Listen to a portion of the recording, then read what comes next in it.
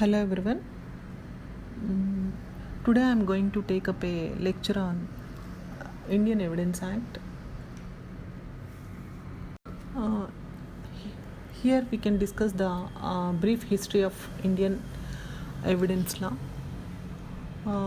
Coming to the brief history of this evidence law, the Evidence Act, which was passed by the British Parliament in the year of 1872, contains a set of rules and regulations regarding the admissibility of the evidences in the court of law. These provisions speak about both procedure and rights, as it provides the procedure as to how to proceed to the court or how to establish our claim before the court. The Indian Evidence Act, identified as Act number 1 of 1872 and called as the Indian Evidence Act 1872. And this act contains 11 chapters and 167 sections and came into force on 1st September 1872. And it spread over a period of approximately 140 years since its enactment. And the Indian Evidence Act has predominantly retained its original form, except certain amendments from time to time. In order to trace the history of the law of evidence of our country, three different periods have to be referred. Firstly, the ancient Hindu period, secondly, the ancient Muslim period, and lastly, the British period. So, the origin of the concept of evidence can be traced back to the ancient Hindu period. For that, Hindu Dharma Shastra has to be referred. It has been laid down in Hindu Dharma Shastras that the purpose of any trial is the desire to find out the truth. So Agnavalkya says, discarding what is fraudulent, the king should give decisions in accordance with the true facts, with the aim to discover the truth from the contradictory claims made by two parties. In case the Hindu law giver took every possible precaution. The Shastras commands that the parties coming into the court must be persuaded to admit the truth. And according to Manu, the king presiding over the tribunal shall ascertain the truth and determine the correctness of the testimonies of the witnesses, and the description, time and place of the transaction or incident giving rise to the case as well as the usages of the country, and pronounce the true judgment. So three kinds of evidences has been laid down by Vasistha, which are Likhitam, Sakshino and Bhukti Pranamam, Trividham Smritam, that is Lekhya, document, and Sakshi, witnesses, and Bhukti, that means possession. For the ancient Muslim period, it is often said that there is no real concept regarding any highly developed Muslim rules of evidence. Al Quran stresses more on justice, as justice is considered as one of the attributes of God. Therefore, the rules of evidence are advanced and modern, and evidence under Muslim law is divided under the heads of oral evidence and documentary evidence. The oral evidence is further subdivided into direct evidence and hearsay evidence. Furthermore, the lawgivers followed the following order of merit, that is full corroboration, testimony of a single individual, and admission including confession, etc. Documentary evidences were also recognized by the ancient Muslim law, but however, oral evidence appears to have been preferred to documentary. And documents executed by certain class of people were not accepted by the court, like women, children, drunkard, criminals, etc. So besides, when documents were produced, courts insisted upon examining the party which produced them.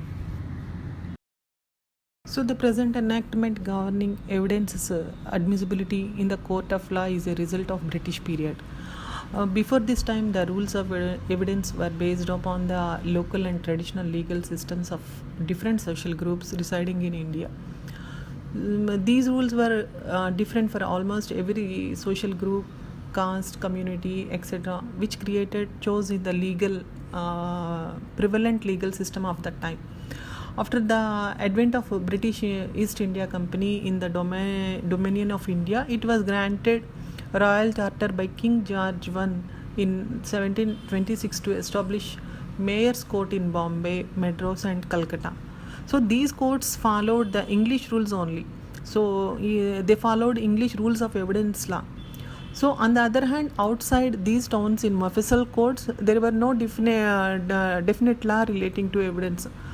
Hence, Mofussil courts were having unfettered power in relation to evidence laws. This difference in laws resulted in chose in the Mofussil courts, and C.J. Peacock observed in the case of R.V. Khairullah that English law of evidence was not the law of the Mofussil courts, and it was further held that Hindu and Muslim laws were also not applicable to those courts.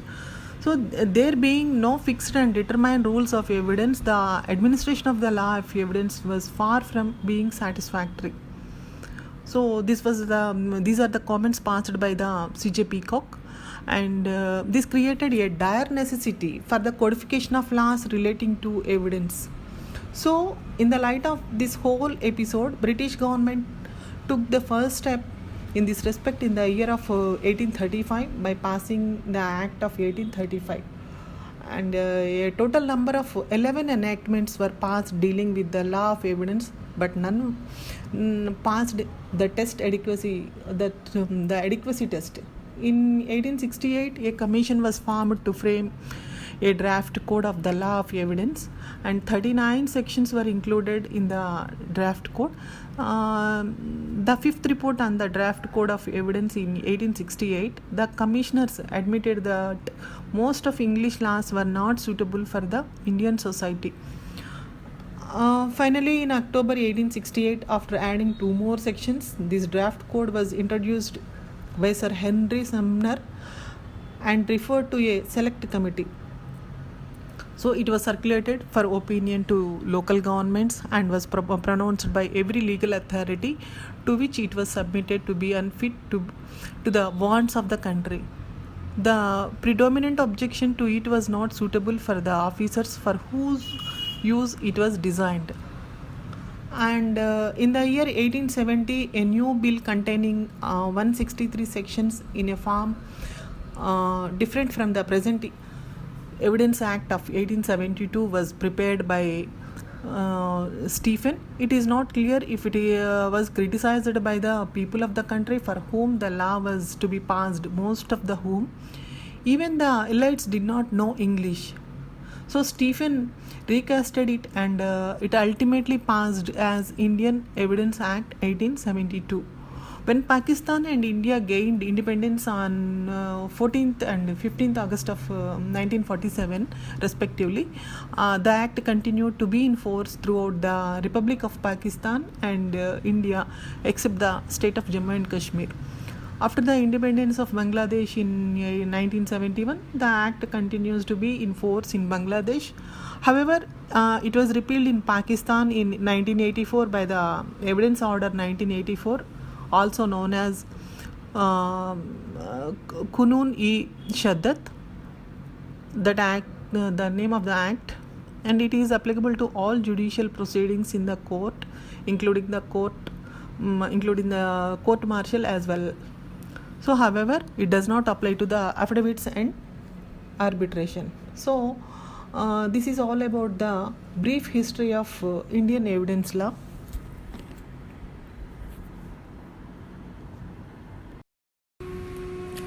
And in this slide we can see the introduction about the Indian Evidence Act. Coming to the introduction part, generally we can say that law may be broadly categorized under 2 heads.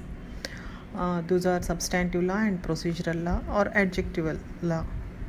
So the substantive law, that means whether statute law or common law, defines what facts go to constitute a right or liability. For example, the best example for substantive law is the Indian Penal Code 1860, the Indian Contract Act 1872, Law of Torts, etc. etc. And adjectival law, on the other hand, is one by which the substantive law is applied to particular cases. It is also known as the law of procedure. It is connected with the enforcement of rights, duties, liabilities determined in accordance with the rules of substantive law. So we can say that the Code of Civil Procedure is the substantive law. It is the adjective law, and that means procedural law, and the Code of Criminal Procedure 1973, etc. So the present subject law of evidence is one of the significant branches of procedural law. In India, the law relating to the principle of evidence is governed by the Indian Evidence Act 1872, which owes its origin from the English law of evidence. It came into force from 1st September 1872, as we already discussed about the history of the Indian Evidence Act, and it shall come into force on the first day of September 1872. And coming to the meaning and definition of the evidence, the definition of evidence, the word evidence is derived from the Latin word evidentia. Evidentia means being clear, or being plain, or apparent clear. So the Latin term evidence or evidere means to show clearly. So according to the Phipson, evidence means the testimony, whether oral, documentary, or a real, which may be legally received or in order to prove or disprove some fact in dispute. So the law of evidence may be defined as a system of rules for ascertaining or controverted questions of fact in judicial inquiries. The law of evidence has great importance since it enables the court to decide the existence or non-existence of facts. So under section 3 of the Indian Evidence Act, evidence is as an instrument of proof regarding a fact in issue, and evidence means, and it includes all statements which the court permits or requires to be made before it by witness in relation to matters of fact under inquiry. And the second one is all documents. All documents means including electronic records also produced for the inspection of the court. So the word evidence, as defined in section 3 of the Evidence Act, signifies only the instruments by means of which relevant facts are brought before the court. The instrument adapted for this purpose is witnesses and documents. So it was held in the case Govaraya versus Emperor AR 1930. Here we can see the scheme of the Act. The Indian Evidence Act, it is classified into 3 parts: Part 1, Part 2, and Part 3. Part 1 contains relevancy of facts. Relevancy of facts again contains subdivided into facts in issue and relevant facts. And in Part 2, the Part 2 is on proof. That means here the types of evidence we can discuss here, the kinds of evidence. So it is again classified into facts which need not be proved, and other facts if in issue are relevant may be proved by. So facts which need not be proved may be classified into facts judicially noticeable, and the second one is facts admitted, and other facts if in issue are relevant may be proved, may be classified as oral evidence or documentary evidence. So the documentary evidence may be of primary or secondary evidence, attested or unattested evidence, public and private documents, sometimes presumed to be genuine, and exclusion of oral evidence. And Part 3 is production and effect of evidence. So it contains who should adduce evidence and who should not be allowed to adduce evidence and how to be adduced and consequences of mistake, etc., etc. We can discuss here. There are different types of evidences under the Indian Evidence Act 1872. Those are oral evidence, documentary evidence, primary evidence, secondary evidence, real evidence, hearsay evidence, judicial evidence, non-judicial evidence, direct evidence, indirect evidence, or circumstantial evidence. Here we can discuss all the above in detail. Coming to the first one, oral evidence. Section 60 contains defines oral evidence of the Section 60 of the Indian Evidence Act explains oral evidence. So oral evidences are those evidences which are personally seen or heard by the witnesses. Giving them and not heard or told by someone else. So all the statements which are permitted by the court or the court expects the witness to make such statements in his presence regarding the truth of the facts are called as oral evidences. Oral evidences must always be direct. So an evidence is direct when it establishes the main facts in issue. And coming to the second one, documentary evidence. These evidences are defined under Section 3 of the Act.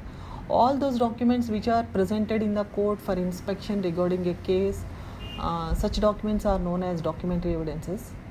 And primary evidences, Section 62 of the Indian Evidence Act defines primary evidence.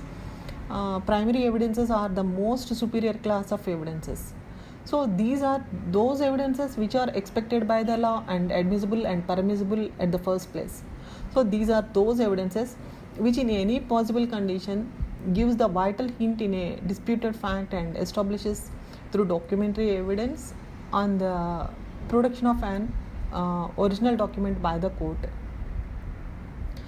And the next one is secondary evidence. These evidences are defined under Section 63 of the Act. These are those evidences which are entertained by the court in the absence of the primary evidences. Therefore, it is known as secondary evidences. And the next one is real evidences. Real evidences are those evidences which are real or material evidences. So real evidence or proof of a fact is brought to the knowledge of the court by an inspection of a physical object rather than by deriving an information by a witness or document.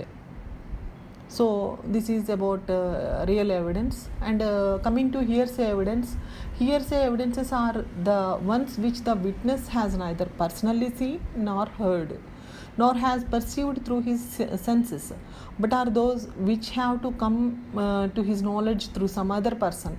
So these are the most weak category of evidences. Hearsay evidence is the most weak category of the evidence. And coming to judicial evidences are those which are given before the magistrate in the court. For example, a confession made by the accused before the magistrate in the court, it is a judicial evidence. And non-judicial evidence means any confession made by the accused outside the court and not in front of the magistrate, but in the presence of some other person, are termed as non-judicial evidences. And the ninth one is direct evidence. Direct evidences are those evidences which establishes a fact. The best example of a direct evidence would be statement or confessions made by the witnesses. And the last one is indirect or circumstantial evidence.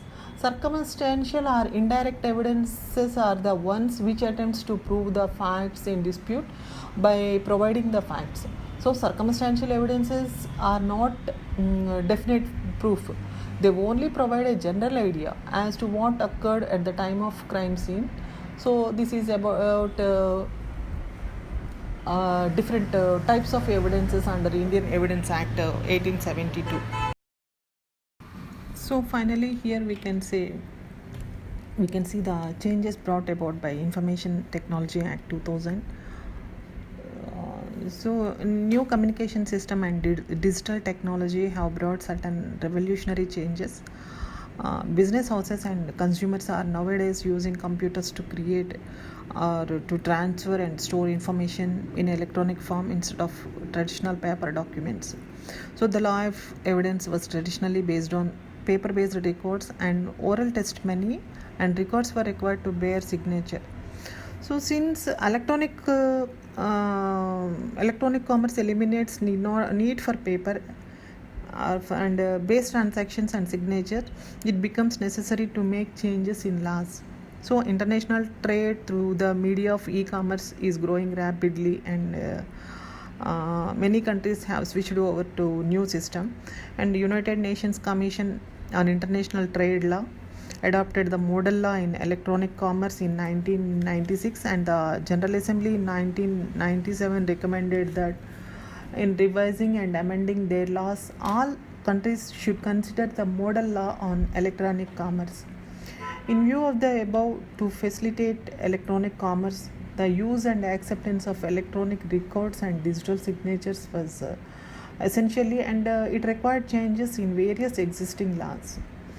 So, the Information Technology Act seeks to amend the Indian Penal Code, Indian Evidence Act, and Bankers Books Evidence Act 1891, and Reserve Bank of India Act 1934 also. So, this is all about the introduction and preliminary and meaning and definition of evidence, and